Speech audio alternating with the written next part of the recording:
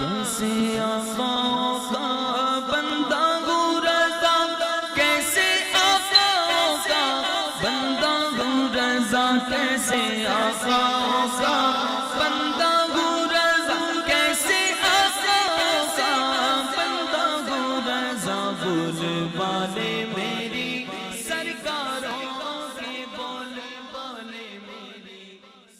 آئیے اسی بہترین ماحول میں گزارش کی جائے حضرت مولانا محمد سلمان اظہری صاحب کے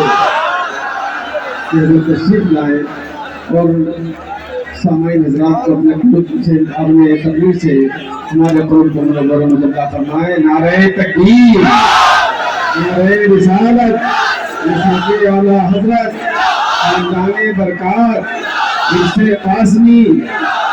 قاسمی، تاج المشائخ، برکاتی دولہا، نعرہ تکبیر، نعرہ رسالت۔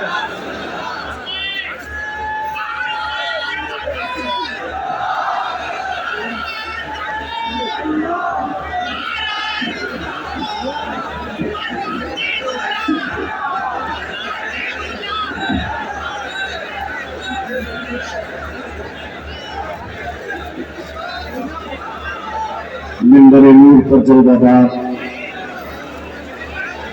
آبرو خانزادہ برکات، تاج المشائخ، سیدی مرشدی، حضور امین ملت، فخر مارورہ، فخر صحافت، حضور سیدی شرف ملت اور ہم سب غریبوں کے غم گسار حضور رفیق ملت، فصاحت زادہ علی وقار سید امان اہل سنت اور حضرت عثمان میاں صاحب قبلہ دام اللہ اقبالہ، معزز و مقتدر و موقر محترم و مکرم علماء ذوی احترام، مشائخ سادات، حاضرین اہل سنت و جماعت، السلام علیکم ورحمۃ اللہ وبرکاتہ۔ الحمدللہ الحنان المنان الذي خلق الانسان وعلمه البيان، والصلاة والسلام على رسوله سيد الانس والجان وعلى آله واصحابه ذوي الخير والإحسان، اما بعد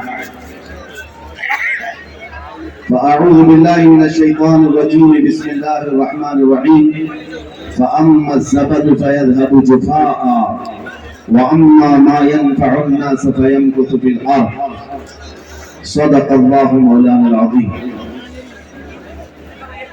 بارگاہ رسالت و آپ صلی اللہ تعالی علیہ وسلم میں درود پاک کا ہدیہ پیش کریں۔ اللهم صل على سيدنا ومولانا محمد معدن الجود والكرم وآلہ واصحابہ الکرام وابنہ الکریم وبارک وسلم صلاة دائمة سرمدا ابدا۔ عزیزان گرامی وقار، آسمان علم کے سارے ستارے اس منبر نور پر جلوہ فکر ہیں۔ ماررہ کی ذوفشانیاں صاحب البرکات کی برکات اور قاسم الخیرات، شمس مارورہ، خاتم الاکابر، ان تمام سادات کے حضور برکت لینے، سعادت حاصل کرنے کے لیے صرف عوام الناس نہیں، ہر زمانے میں اپنے وقت کے مقتدر علماء آیا کرتے ہیں، اور یہ تاریخ ہمیشہ باقی رہی۔ اس دربار میں یہاں جتنے آئے ہیں سب خوشا چی ہیں، فیض حاصل کرنے آئے ہیں، اور مجھ نکمے کی یہاں کوئی حیثیت نہیں۔ یہاں پر جو بیٹھے ہوئے علماء ہیں، ایسے عظیم علماء ہیں کہ جن کے سامنے آج بھی ہماری زبان کھلتی نہیں ہے۔ یہ اور بات ہے کہ منبر پر ہمیں کھڑا کر دیا جاتا ہے اور ان بزرگوں کی طرف سے جو چارج کیا جاتا ہے، اور مخلوق کے خدا کے سامنے ہمیں زبان کھولنے کی اجازت دی گئی ہے، حکم دیا گیا ہے، سب انہی کی برکات ہے۔ میرے عزیزوں، یہاں پر جو بیٹھے ہوئے ہیں علماء ذوی احترام، ان میں سے ایک ایک اپنے وقت کا عبقری ہے۔ مرکز علم و فن جامعہ اشرفیہ مبارک پور کے جید علماء یہاں پر موجود ہیں۔ بس اتنی بات عرض کروں گا، نہ پوچھ ان خرقہ پوشوں کو، ارادت ہو تو دیکھ ان کو، یہ دے بیضا لیے بیٹھے ہیں اپنی آستینوں میں۔ میں مختصراً آپ کے سامنے کچھ پیغام ماہرہ کا اس منبر نور کا عرض کروں، کیونکہ یہاں پر لفظی نہیں چلتی، یہاں پر ہوائی جملے نہیں چلتے۔ قرآن کی ایک آیت میں نے تلاوت کی، رب تعالیٰ فرماتا ہے جو جھاگ ہے وہ اڑ کر چلا جائے گا، فَأَمَّا الزَّبَدُ فَيَذْهَبُ جُفَاءً، جو جھاگ ہے وہ اڑ کر چلا جائے گا، وَأَمَّا مَا يَنْفَعُ النَّاسَ فَيَمْكُثُ فِي الْأَرْضِ، اور جو لوگوں کو نفع دیتا ہے وہ زمین میں برقرار رہتا ہے۔ نفع دینے کا کام یہ اولیاء کا مسلک ہے، یہی اولیاء کا مذہب ہے۔ کسی اور کے لیے خطرہ بننا، کسی اور کے لیے آڑ بننا، یہ اولیاء کا مسلک رہا ہی نہیں۔ میرے عزیزوں، حضرت جنید بغدادی رضی اللہ تعالیٰ عنہ کے متعلق ایک بات ملتی ہے۔ آپ کسی ندی کے کنارے تھے یا چلے جا رہے تھے، پانی میں ایک بچھو کو ڈوبتے ہوئے آپ نے دیکھا۔ بچھو پانی میں تیر نہیں سکتا تھا، اس کو اٹھایا آپ نے اور اٹھا کر کے باہر ڈالنے کی کوشش کر رہے تھے، بچھو نے ڈنک مارا، اور بچھو کا ڈنک کوئی آسان کام نہیں ہے سہ لینا۔ آپ نے ہاتھ جھٹک دیا، وہ بچھو دوبارہ پانی میں گرا، پھر آپ نے اٹھایا اس کو، پھر اٹھا کر باہر کر رہے تھے، دوبارہ ڈنک مارا۔ آپ کا مرید آپ کے ساتھ تھا، تیسری مرتبہ آپ نے پھر سے اس کو اٹھایا اور نکال کر باہر پھینک دیا، 2 مرتبہ ڈنک بھی مارا ہے۔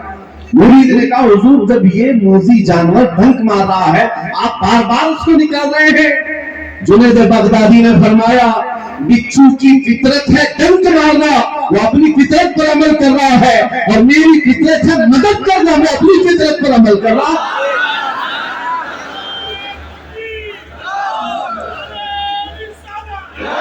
میرے عزیزوں، یہ اولیاء کا مسلک و مذہب رہا ہے۔ میں آپ کو ایک بات یہاں دے کر جانا چاہتا ہوں، تاریخ کی سچائیاں آج بھی یہ بتاتی ہیں۔ ایک باضابطہ پوری کتاب عربی میں لکھی گئی ہے، ماذا قدم المسلمون للعالم، پوری دنیا کے لیے مسلمانوں نے کیا نفع بخش چیزیں دی ہیں۔ اگر مطالعہ کرے تو فخر سے سر اونچا ہو جاتا ہے۔ تاریخ کی سچائیاں بتاتی ہیں اس دنیا کو نفع دینے والی سب سے بڑی قوم وہ مسلمانوں کی ہے۔ وہ علماء ذوی احترام ہیں جنہوں نے پوری دنیا کو علوم و فنون سے آشنا کروایا ہے۔ میں نفع دینے کی بات کر رہا ہوں، یہاں آیا ہوا ہر برکاتی یہ عہد کر کے جائے مجھ سے اگر کسی کو نفع نہیں پہنچ سکتا تو کم از کم کسی کو نقصان تو نہ ہو، میں کسی اور کے لیے خطرہ تو نہ بنوں۔ عزیزان گرامی وقار، ایک بزرگ ہے جن کے متعلق کتابوں میں لکھا ہے، وہ پہاڑوں کے اوپر جو راستے جاتے تھے، پیچیدہ راستے ہوتے، ایک راستے کی موڑ پر انہوں نے اپنی 60 سال زندگی گزاری۔ کس وجہ سے اس موڑ پر کھڑے رہتے تھے؟ ان سے پوچھا گیا آپ ہمیشہ یہاں کھڑے رہتے ہیں؟ انہوں نے بتایا اصل میں یہ راستے کی موڑ ایسی ہے کہ گھوڑ سوار ادھر سے تیزی سے دوڑتے ہوئے آتے ہیں، اور اگر انہوں نے اس گھوڑے کو اپنی سواری کو نہیں موڑا تو پیچھے بہت بڑی کھائی ہے جس میں وہ گر سکتا ہے۔ میں ہر آنے والے مسافر کو اس کھائی سے باخبر کرنے کے لیے اپنی زندگی کے 7 سال گزارتا ہوں۔ نفع دینا یہ اولیاء کا مسلک ہے، اور انسانوں کو نفع دینے والا زمین میں برقرار رہتا ہے۔ جن اولیاء کے عرص میں ہم آئے ہیں یہ اپنے پیٹ بھرنے والے لوگ نہیں تھے، یہ اپنے گھر بنانے والے، آشیانے بنانے والے نہیں تھے، انہوں نے مخلوق خدا کی خدمت کی ہے، انہیں نفع پہنچایا ہے، اس لیے ان کو اللہ نے زمین پر برقرار رکھا۔ آج حالات جس طرح سے ہم دیکھ رہے ہیں، ہر کوئی بھاگنا چاہتا ہے، کام چوری، کسی کو کچھ کرنا نہیں ہے۔ میں پڑھ رہا تھا، آپ کے سامنے ایک پیغام دینا چاہتا تھا۔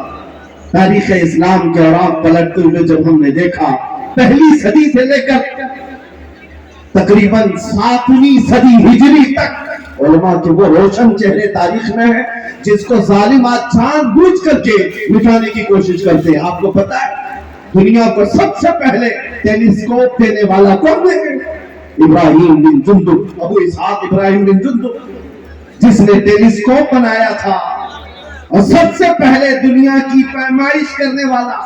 ایک حیرت کی بات میں آپ کو بتاؤں، یہ جو ورلڈ کا جس کو آج کہا جاتا ہے سرکمفرنس، یعنی پیمائش پوری کرۂ ارضی کی ناپنے کے لیے، ابو العباس فرغانی مامون رشید کے زمانے کا ایک ایسا عالم جس نے ایک آلہ بنایا اور بادشاہ وقت سے کہا میں پوری روئے زمین کی پیمائش کو اندازہ لگا کر کے بتانا چاہتا ہوں.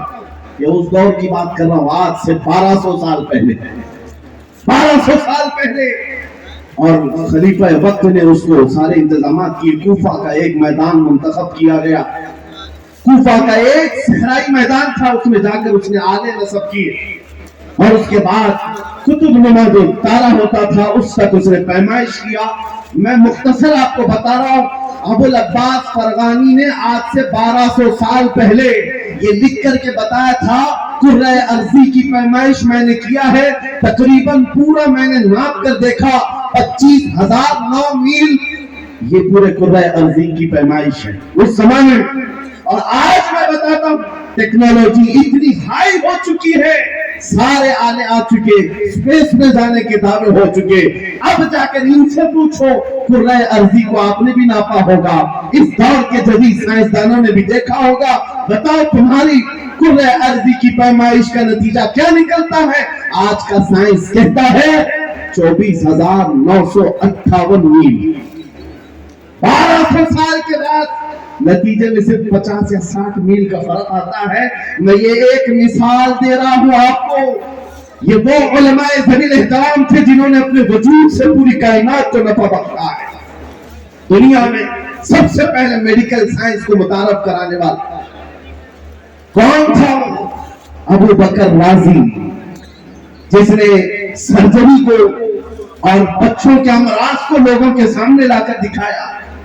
آج پتا ہے آپ کو ابو بکر رازی کے بارے میں پیرس میں کانفرنس ہو رہی ہے اور لندن میں اس پر کتابیں لکھی جاتی ہیں. یہ کون ہے ابو بکر رازی؟ ابو بکر رازی کے متعلق فرمایا گیا تاریخ اسلام کا مشہور عالم دین بغداد کا. آج ہاسپٹل بنانے کے لیے بھی ایک علم ابو بکر رازی کا ہے. حیرت ہوتی ہے اس زمانے میں خلیفہ وقت نے پوچھا ابو بکر رازی سے ہسپتال بنانا ہے کہاں بنایا جائے؟ کیا طریقہ اختیار کیا؟ کہا ایک جانور کو ذبح کر کے اس کی گوشت لائے گئے. کہا بغداد کے ہر محلے میں ایک لکڑی میں گوشت کا ٹکڑا باندھ کر کے رکھا گیا کھلی جگہ پر. کہا گیا کہ اس کو ہواؤں میں چھوڑ دو. 2 دن 3 دن گزر گئے.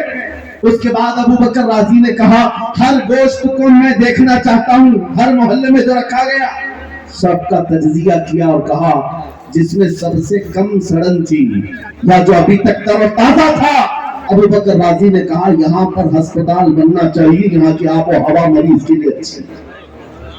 دنیا کو یہ علم دینے والا آج پورا یورپ ہماری کتابوں کو ترجمہ کرتے کرتے بہت آگے نکل گئے. مجھے آج افسوس اس بات کا ہے جس قوم کے عروج کا یہ حال تھا، اٹلی اور ڈنمارک کے بادشاہ اپنے بچوں کو اسپین بھیجتے تھے علماء اسلام کے پاس پڑھنے کے لیے. وہ خطوط آج بھی رکھے ہوئے مخطوط لائبریریوں میں موجود ہیں. بادشاہوں نے اپنے بچوں کو اسپین میں علماء اسلام کے پاس پڑھایا اور جب بچے پڑھ کر کے آتے تھے یورپ کی گلیوں میں ان بچوں کو دیکھنے کے لیے بھیڑ لگ جاتی تھی کہ عربوں سے پڑھ کر کے آئے، اسلامی علماء سے پڑھ کر کے آئے. آج حیرت ہے یہ ننگے آتے ہیں انگریز ان کو دیکھنے کے لیے بھیڑ لگتی ہے. یہ کیسی تاریخ بدل گئی. تمہارا قلم چلتا تھا، تمہارا علم سے شغف تھا اور پوری دنیا پر تمہارا راج تھا. علم فلکیات، علم عربیات، آسٹرونومی، بوٹانی، آسٹرولوجی، یہ سارے علوم پر علماء اسلام نے ہی سبقت کیا. جابر بن حیان یہ وہ نام ہے جس کو آج بھی انگریز گیبر کہتے ہیں. کیمسٹری کا موجد، اس کو بابا آدم کہتے ہیں کیمسٹری کا. جابر بن حیان ایک ایسے گھر سے نکلا تھا اور اپنے آپ کو وقف کیا ہے. کیمسٹری کے علم میں آج جتنی کتابیں ملتی ہیں اس کا اصل جابر بن حیان کی لکھی ہوئی ہے, محمد بن موسیٰ الخوارزمی, جس کو آج بھی دنیا استعمال کیے بغیر نہیں رہ سکتی, جس کو الگورتھم کہا جاتا ہے. چاہے وہ یوٹیوب ہو, فیس بک ہو, جتنی بھی آج انٹرنیٹ کی دنیا میں سوشل سائٹ چلائی جاتی ہے, اس میں بھی الگورتھم کا استعمال کیا جاتا ہے. خوارزمی کو چھوڑ کر کے دنیا چل نہیں پاتی. ابو علی سینا کو چھوڑ کر ریاضی میتھمیٹکس کے فنڈے حل نہیں ہو پاتے. یہ سارے وہ فخر کے علامات میں آپ کے سامنے رکھ رہا ہوں میرے عزیزوں. لیکن افسوس اس بات کا ہے ہم نے اب تک دنیا کو کیا نفع دیا ہے. یہ ہمیں احتساب کی ضرورت ہے. میری زندگی 20 سال کی ہو گئی, ہر جوان سوچے میری زندگی 25 سال کی ہو گئی, میری زندگی 30 سال کی ہو گئی, میری اپنی ذات سے کس کو نفع پہنچا ہے یہ دیکھنا ضروری ہے. آپ کو پتا ہے کچھ شخصیات ایسی آئی جنہوں نے اپنی ذات سے مخلوق خدا کو ایسا نفع پہنچایا کہ آج تک ان کے وہ کارنامے یاد کیے جاتے ہیں. آج آپ کے سامنے دو چند مثالیں بھی اگر میں رکھوں, ایک بزرگ کا نام ہے حضرت سیدنا مسعود غازی بہرائچی رضی اللہ تعالیٰ, سلطان سالار مسعود غازی, جن کو سلطان الاولیاء کہتے ہیں. اولیاء کاملین میں بڑا مقام ہے. لیکن حیرت کی بات میں آپ کو بتاؤ, ان کی وفات کے وقت صرف ان کی عمر 19 سال کی تھی. 19 سال کی عمر میں یہ نام کما کر چلے گئے. وہ عظیم نام میں نے ممبئی کی سرزمین پر دیکھا. میمن برادری سے تعلق رکھنے والے ایک صاحب تھے جن کے نام سے آج میں مسجد بنی ہوئی. وہاں پر میں معلومات حاصل کر رہا تھا. ایک کالج ہے, ایک مسافر خانہ ہے, ایک مسجد ہے, اور نہ جانے کیا کیا بنایا ہے انہوں نے. اور اس زمانے میں بنا کر چلے گئے. ہم نے پوچھا کہ انہوں نے اتنی دولت کا اتنا بڑا حصہ لگایا اور بنایا ہے.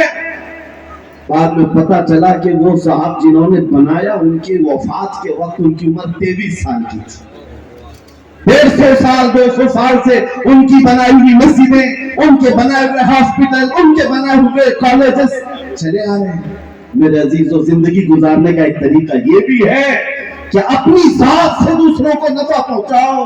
یہ اولیاء کا مسلک ہے, یہ اولیاء کا مسلک ہے.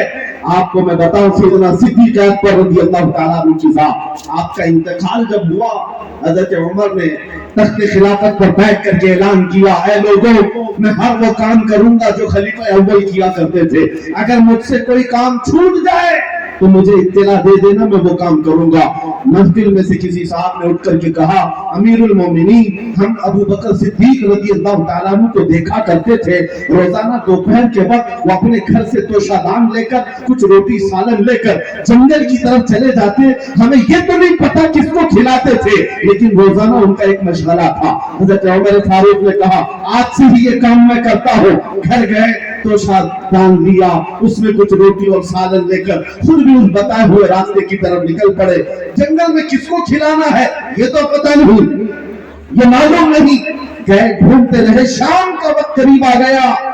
ایک کسی چوٹی کے پاس, ایک کسی غار کے پاس سے کراہنے کی آواز آ رہی تھی.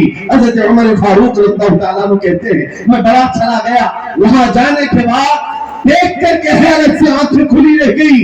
ایک ایسا معذور بندہ پڑا ہوا ہے جس کے دونوں ہاتھ بھی کٹے ہیں, دونوں پیر بھی کٹے ہیں اور آنکھیں بھی نہیں ہیں.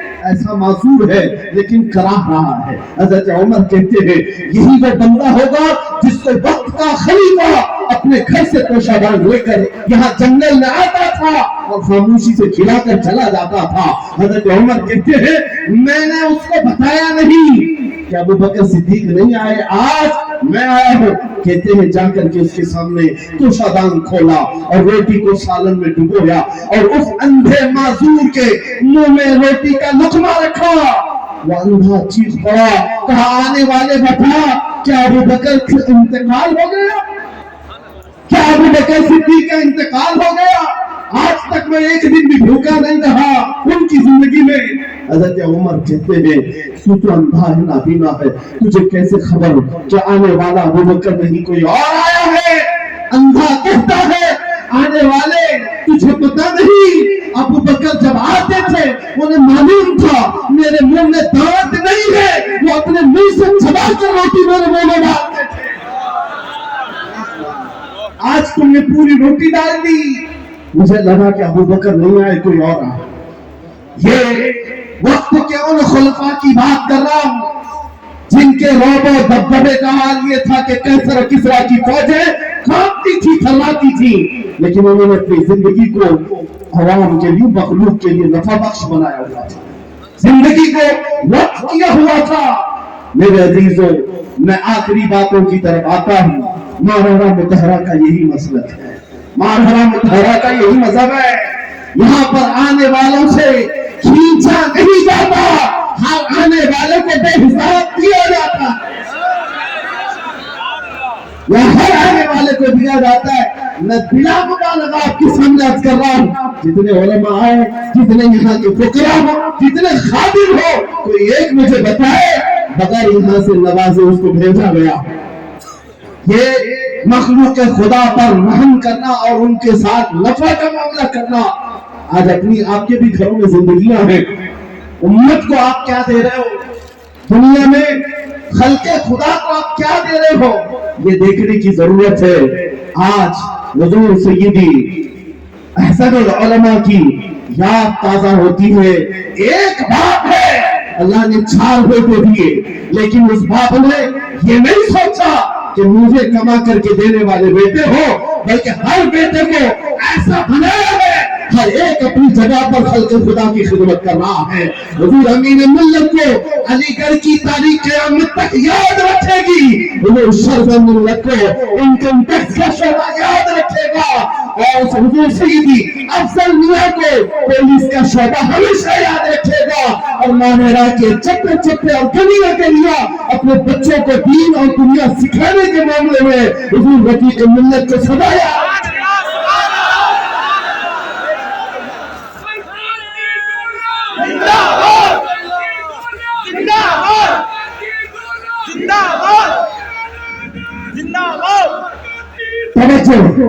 वक्त गुजर जाएगा। बात यह है, अभी अगर आपको लगता है मौलाना मुतहरा का ये मजहबीन का ये मसलक खल्के खुदा को नफा देना, मैंने मिसालों में कुछ चीजें अर्ज की थी। दुनिया में खलीफा हारून रशीद का जमाना, मामून रशीद का जमाना, और भी मुतवक्किल बिल्लाह, मुहतसिम बिल्लाह, ये बनु अब्बास ऐसे खुलफा आए थे जिन्होंने उलमा को तैयार किया था, साइंसदान बनाए थे और दुनिया को नए नए उलूम व फनून दिए थे, मेडिकल दिया था और इल्म तिब में बड़ी महारतें दी थी। लेकिन आपको मैं बताऊं, की सरजमीन पर इस मारहरा ने खल्के खुदा को, उम्मत मुस्तफा को क्या दिया है, कितने साइंसदान दिए, कितने इल्म तब के माहिरीन दिए, कितने नुजूमी दिए। मेरे अजीजों, सबको जवाब करो, एक ही जवाब आएगा, मारहरा ने सब मिला के एक इमाम अहमद रज़ा जो वक्त का साइंसदान भी है, इल्म तिब का माहिर भी है, फलसफा का आलिम है, मंतिक का भी आलिम है, बलागत व मानी का भी आलिम है, हदीस व तफसीर का भी आलिम है, सब मिला करके एक अहमद रज़ा को दिया, खल्के खुदा को दिया है। मेरे अजीजों, ये एक मिसाल है। मारहरा मुतहरा ने सिर्फ आला हजरत नहीं दिया है, मारहरा ने ताजुल कबूल भी दिया है, मारहरा ने सैफुल्लाह मसलूल भी दिया है, मारहरा ने मुफ्ती आज़म भी दिया है। ये चंद वो सितारे हैं जिनका जिक्र किया, वरना सितारों से आगे जहां और भी है। अज़ीज़ान गिरामी औक़ात, उस अज़ीम बरकत आला हज़रत हाज़िर बरेलवी रज़ियल्लाहु तआला अन्हु को जो खानदान मारहरा आज भी कहता है, मारहरा की वो करामत है। आखिरी बात ये है, उस अज़ीम मर्तबत मुजद्दिद अहले सुन्नत से अगर किसी को बुग़्ज़ है और फिर वो कहता हो कि मैं बरकती हूँ, वो झूठ है, इसलिए कि मसलक के आला हज़रत वही है जो खातिमुल अकाबिर का मसलक है, जो शम्स मारहरा का मसलक है, जो साहिबुल बरकात का मसलक है। इसलिए कि आला हज़रत अपने पेट से कोई नई चीज नहीं लाए थे, जो लाए हैं वो अपने असलाफ का दीन लाए हैं। अज़ीज़ान गिरामी वक़ार, उस इमाम अहले सुन्नत फाज़िल बरेलवी की एक चीज आपके सामने रखता हूँ, क्योंकि सुन्नी सिर्फ ये समझते हैं नारा लगाना चाहिए मसलक के आला हज़रत का, बस यही काफी। पढ़ो आला ख्याल रखे, पता चलेगा कि वो इल्म का कैसा दरिया, वो इल्म का कैसा जबल शामिश है, जिसके बारे में यही से आवाज उठी थी। फतावा रज़विया तो एक करामत है, जरा हदायत के बख्शिशी पढ़ के दिखला। शरफ मिल्लत ने फरमाया था, मीनारे कत्ल रज़ा तो बुलंद कहती है, तुम उसके पहले ही ज़िले पे चढ़ के दिखलाओ। अजीजा ने गिरामी, आला हज़रत के पास एक शागिर्द रहते थे, हज़रत मौलाना ज़फरुद्दीन बिहारी रहमतुल्लाह, उनके खास शागिर्द। ये जब अपने वतन गए बिहार, सुना वहां एक मुंशी साहब रहते थे, उनको इल्मुल आदात पर बड़ा नाज था, और वो खाने भरने वाला जो इल्म हुआ करता था, जैसे आज तावीज बनाते हैं, 4 डब्बे बनाते हैं, उसमें लिखा जाता है, वो ऐसा नहीं है कि जिधर से भी कुछ भी लिख दिया जाए, तो उसके तरीके हैं। खाने भरने का एक इल्म है, उसको भरने के बाद जिधर से भी जोड़ोगे एक ही नंबर आएगा।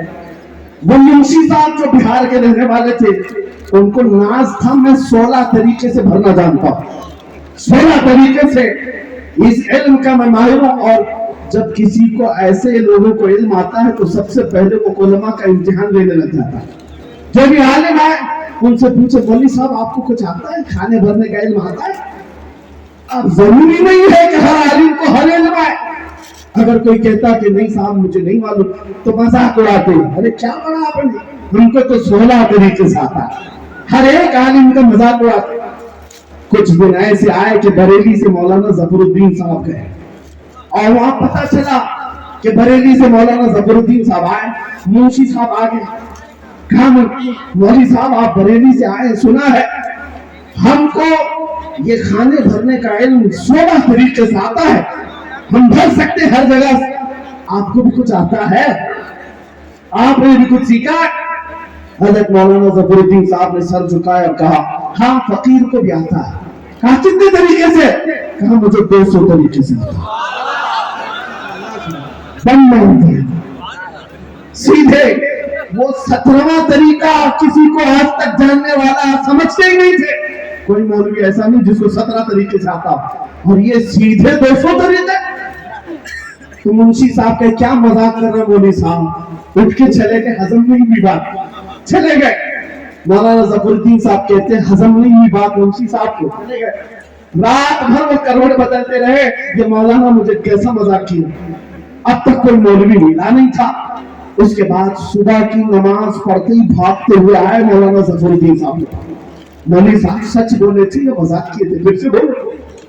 मौलाना ज़फरुद्दीन साहब कहते रात भर सोया नहीं आपने? कहा नहीं, नींद ही नहीं आई। कहते मुझे भी नींद नहीं आई, मुझे मालूम था सुबह आप आएंगे।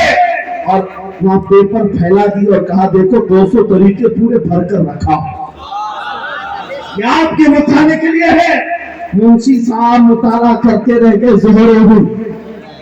ज़हर सब देखते रह गए, और उसके बाद उनके हाथ पैर कांप रहे थे। मैं 17वां तरीका किसी को जानने वाला समझता ही नहीं था, 200 तरीका आपने भरकर दिखाए। मौलवी साहब ये तो बताओ, आपको 200 तरीके सिखाए किसी ने सिखाए? कहा ये सिखाए नहीं, मेरे उस्ताद इमाम अहले सुन्नत अहमद रजा खान फाजिल बरेली, जिनके पास खड़े होकर के मैंने 200 तरीके सीख लिए। मुंशी साहब ने कहा उनको कितना आता है? 200 तरीके तो आपने दिखाया है, उनको कितना आता है? मौलाना ज़फरुद्दीन साहब हंसते हुए कहे 600 तरीकों से तो मैंने देखा है, बाकी आता कितने है अल्लाह बेहतर आता। ये एक मिसाल है, हर चीज में इमाम अहमद रजा फाजिल बरेलवी ने सिक्के बिठा दिए हैं। मुल्क सुखम की शादी तुमको रजा मुसल्लम, जिस सिमत आ गए हो सिक्के बिठा दिए हैं। अज़ीज़ान गिरामी वक़ार, सबसे बड़ी दौलत जो हमें मिली है वो इसके रसूल की दौलत मिली है। वो मारारा से होते हुए जो मदीने जाती है, ये निस्बत पर कायम रहो और अपनी जिंदगी को नफा बख्श बनाओ। जब तक जिंदा रहो, किसी की टांग पकड़ कर खींचना, किसी के रास्ते में खड़े हो जाना या किसी के लिए रोड़ा अटकाना, पत्थर बन जाना, इन सब से बाहर आ जाओ। कोशिश करो कि मोहब्बतों की आपके दरमियान मिठाइयां तकसीम हो, नफरतों की दीवारें खत्म हो, नुकसान न पहुंचाएं। نفع پہنچائے. اللہ کریم ان سادات ماہرہ کا پیغام پوری دنیا میں پہنچائے اور مقبول عام بنائے. ماہرہ مطہرہ کی ایک خانقاہ ہے جس نے علی گڑھ میں جا کر کے دیکھو البرکات بنایا ہوا ہے. یہاں احسن البرکات ہے. یہ خانقاہ نفع پہنچا رہی ہے. اللہ کریم صبح قیامت تک اس کے نفع کو عام و تام فرمائے. وآخر دعوانا الحمدللہ رب العالمین. السلام علیکم ورحمۃ اللہ.